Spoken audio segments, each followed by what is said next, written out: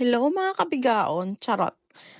Pumunta kami ng Macau para para magwaldas. Hoy, kahit wala ng allowance, ipo-push natin to. Yung pang 1 month naming allowance gagamitin na sa isang araw. Hoy, talaga lang. Good morning, sunshine. Ang ganda ng araw. By the way, ano pala to? Parang Mooncake Festival. O diba, ang tagal na.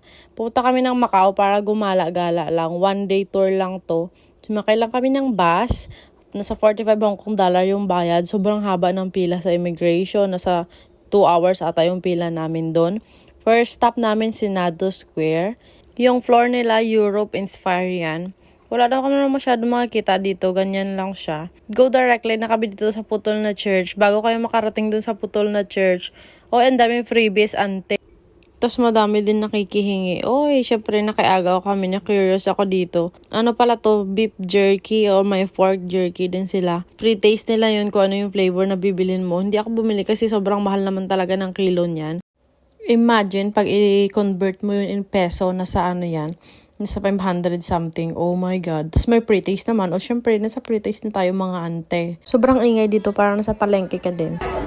Dito tayo sa putol na simbahan na tinatawag nila. Napakadaming tao dito. Sobrang siksikan. Yan yung famous na egg tart. Hindi na ako bumili niyan kasi mas masarap naman talaga yung egg tart ng KFC. Oy, charot. Ang dami talaga nakikipagsiksikan para sa free taste. Sa loob dyan, sobrang dami pa. O, busog na si kuya. Siya po siya si ante para nakasimangot pa. Charot. Pero humingi ako ng konti. Ang sarap niya. Sobra. Talagang deserve niya yung price niya. Huy, pero syempre, tikim-tikim lang tayo mga be. Andito na tayo sa simbahan. Ano ko na to. Binilisan ko na kasi ang dami talagang tao. Tapos may mga sasakyan din dyan. May mga ano pala yan dyan. Taxi. May madaming motor din sa Macau. Parang Pinas din siya na ang transpo nila is more on motorcycle. Pero sa Hong Kong kasi kakaunti lang makikita mo dito. More on mga delivery lang ang nagamit ng motor. Dahil sobrang init dito, pumunta muna kami dito sa side nitong putol na simbahan. Mas maganda din doon kasi ang lilim, tapos malamig. Parang ang sarap ng ice cream dito kasi tingnan nyo ang haba ng pila. Pero hindi na kami nakapagsiksikan dyan kasi sobrang daming tao. Baka bukas pa kami matapos. Ito yung next na ice cream shop. Dito kami nag-try. May mga free taste din sila. Pipili ka kung anong gusto mo. Ito yung pinili ko, yung matcha kasi mahilig ako sa tea. Siyempre nakakahiya naman na free taste lang tayo ng free taste. Ay di bumili ako kay auntie. Pwede kang pumili ng isang flavor lang or pwede mo siyang i-mix naman siya. Bibigyan ka nila ng choices. So, pinili ko na lang, minix ko na lang yung sa akin. Tapos, chocolate and vanilla na lang kasi marang yun yung mas masarap. Ito na. Then, after, sumakay kami ng bus. Pumunta kami dito sa Parisian Hotel. Ang mahal nitong noodles na to, halos na sa 700 daw. Hindi masarap. Ang layo ng itsura niya doon sa picture nila. Nagulat ako. Tapos, akala ko hindi ko talaga order yun.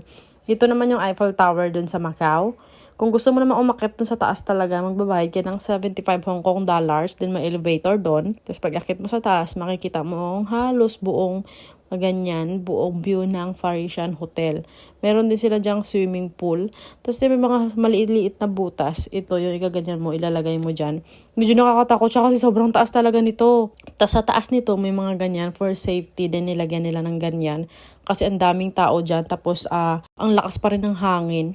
Sa gabi, ito naman yung Eiffel Tower. Talagang maganda yung pailaw. Sa umaga kasi parang medyo boring siya kasi wala talagang ilaw which is hindi mo siya makikita. Kung gusto mo naman bumili ng pasalubong, sa baba, sobrang daming choices. Yun lang. Thank you!